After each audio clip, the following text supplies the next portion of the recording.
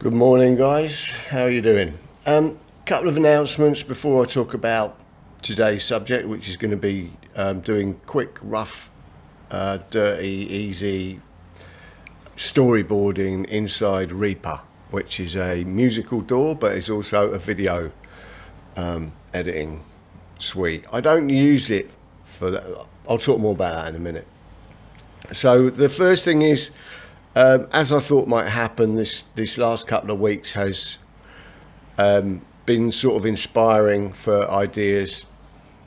And in making this, what you're looking at, this last music video, which I haven't quite finished yet, I've got a couple of days work to do on it, but I started working on automating to speed things up, and inadvertently hit upon some brilliant things which I'm now going to share. So it's changed the direction of, I thought it wouldn't be till next year that I started looking at automating Comfy UI from inside Ames.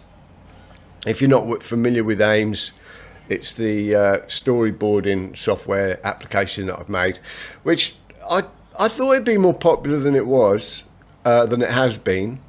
It's pretty useful. But I can understand why it hasn't caught on.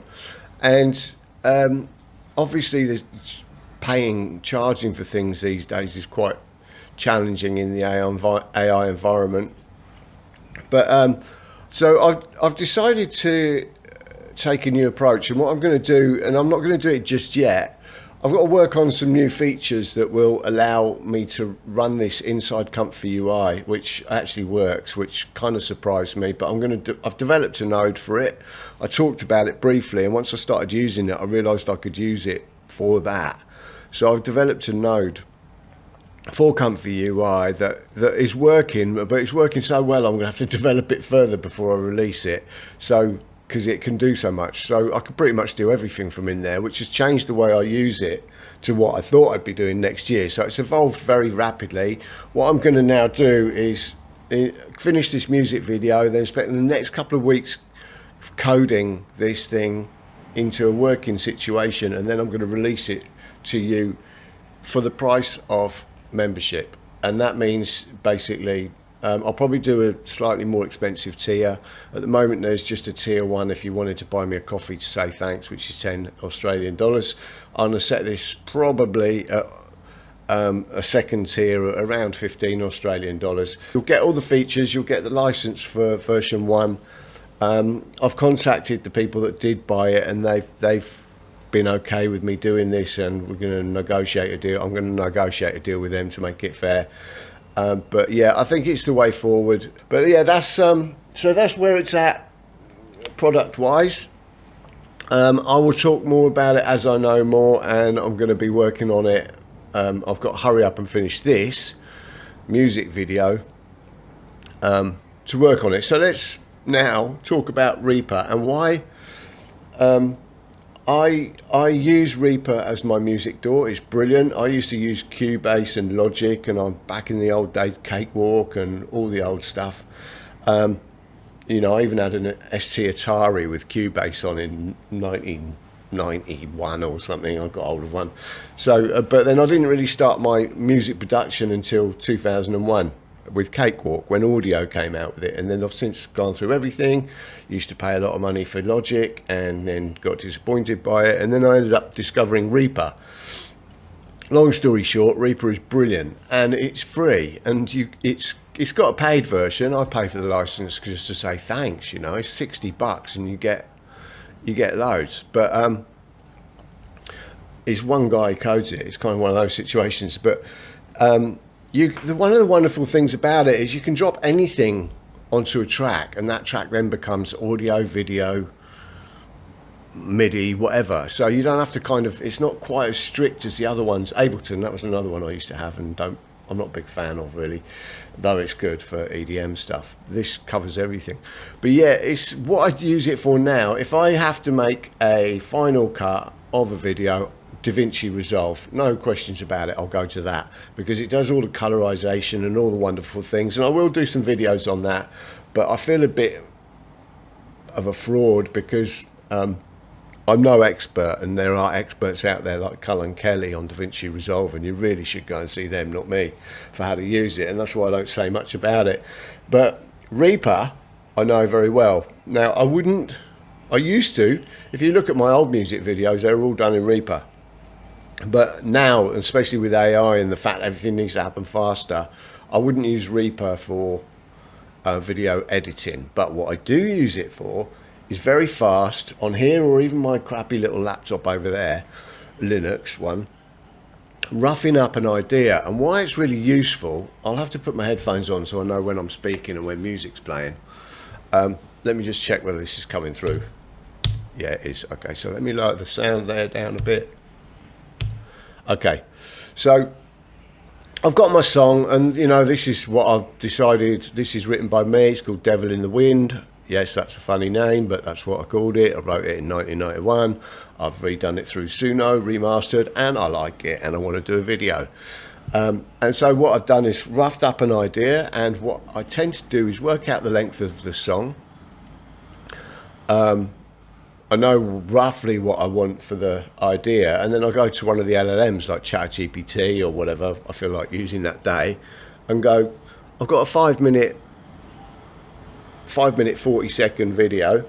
I've got I'm going to use LTX, which gives me 10-second long shots. Give me video prompts and blah blah blah. Give me image prompts. I usually start with that and then, you know, build from there. So I don't really know. I'll have an idea, and to be honest, LLMs will give you really cheesy ideas. My ideas are already rather cheesy, so I have to kind of watch that. But then I'll do a run, and I automated a run through using aims and all automated. These are the images, so I automated the run. I've got to watch out because there's one naughty one, but I automated the run and of what the LLM gave me, and then I went through and, you know, went, oh, I don't want that, and I've had to fix them up to make them into videos, but that's another story. But so the initial ones come out. What I then do is I put the song into Reaper here. That's the song there, that track, and then, you know, I might have done one video, which I think I had here. Yeah, so I stick one video in, and, you know, even one 10-second video is going to start to give me a feel for where this song's going to go and how it's going to feel visually. And then that can be enough to kind of help me drive the next ideas. And I'll just drop the images in. You literally drop images in and then stretch them however long you want. And I don't even bother about 10 seconds. What I do is I then go through the song, seeing where it'll fit. I'm looking left, I'm looking right, I'm keeping my eyes straight ahead. You know, I don't make tidy cuts, but I just watch what it does. Now, one thing, I used to work in the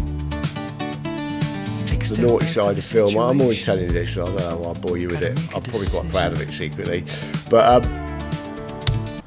yeah, when the thing about that was, and why I mentioned it this time, is I used to work. The guys, the cameramen, and everyone who worked on it were actually very professional people who were moonlighting doing porn, and so I'd like be rubbing shoulders with these guys who were doing like for Channel 4 and stuff like this, and in the UK. So they were top fucking guys, and top cameramen and stuff, and top sound engineers and everything, but just had this dark side, and some of them couldn't even tell their wives, so they were like, yeah, we're going fishing, love, I'll see you in a few days, which I found hilarious, because I'd tell anyone, as you know.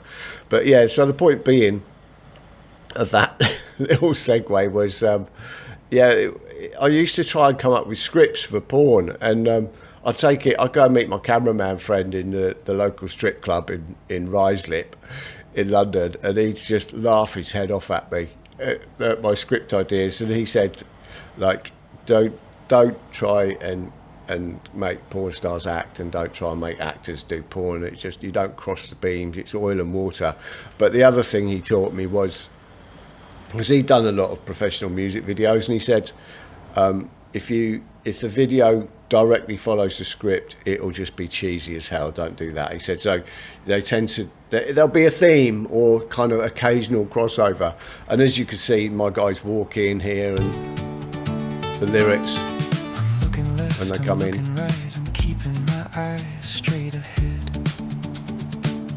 I'm crossing. You know, it's tying it in. So I sort of go through it and drop the images in, the ideas that I've put through LLM,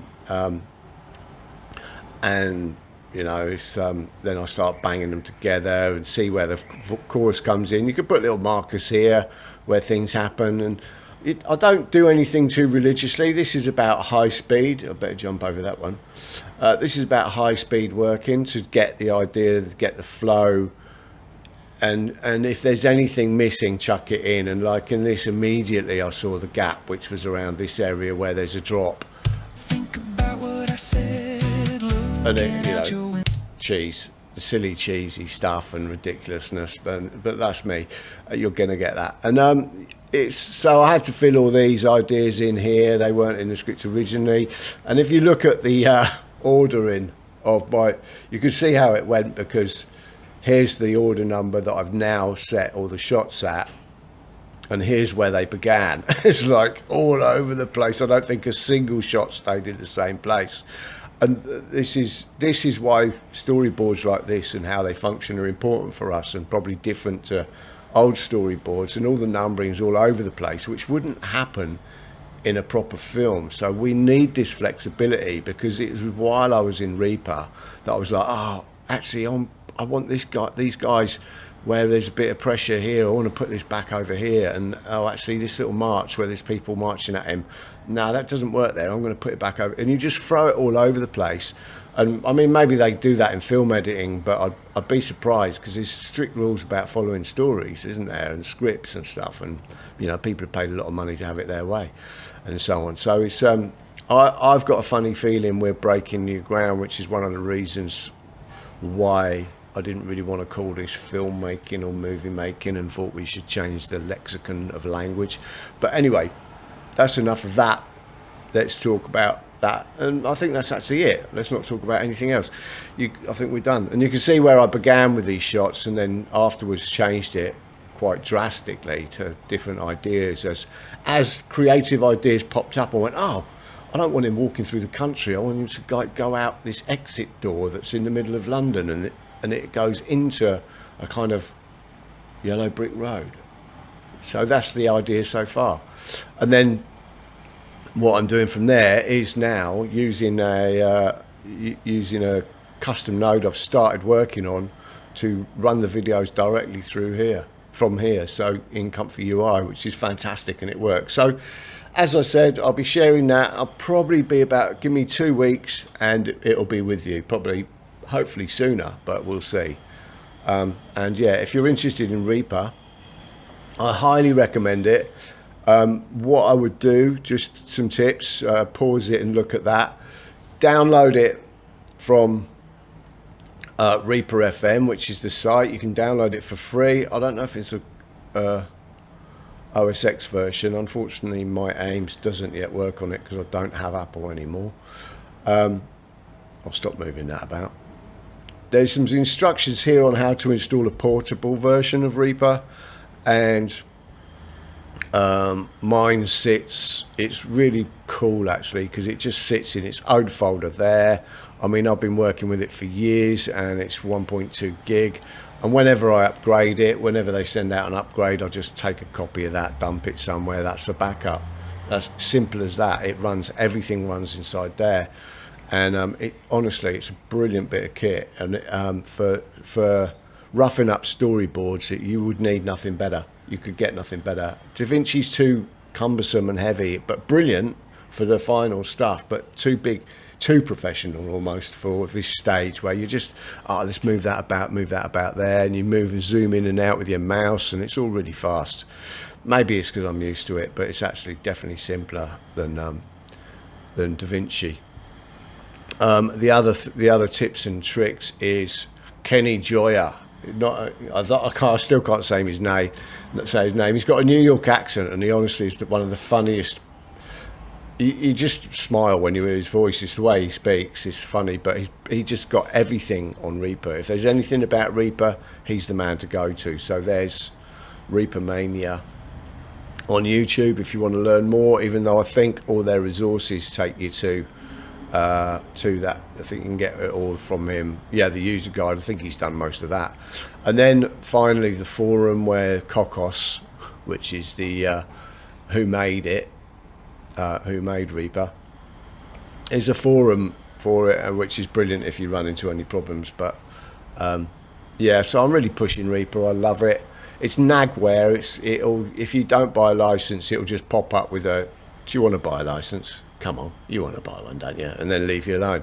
So it's brilliant if you're not a big time user, whereas if you are like me, then $60 for what they give you is superb, you know, compared to Logic, which is probably about 1,200 by now, probably more, which I've just ran into problems with all those big ones. But anyway, yeah, that's my storyboarding, and this video I'll have done in a couple of days hopefully, and I'll finish it up with Davinci, and I'll tell you all about how I made it then. And how long was that? 15 minutes, not too bad. Okay, so till next time folks, see you later.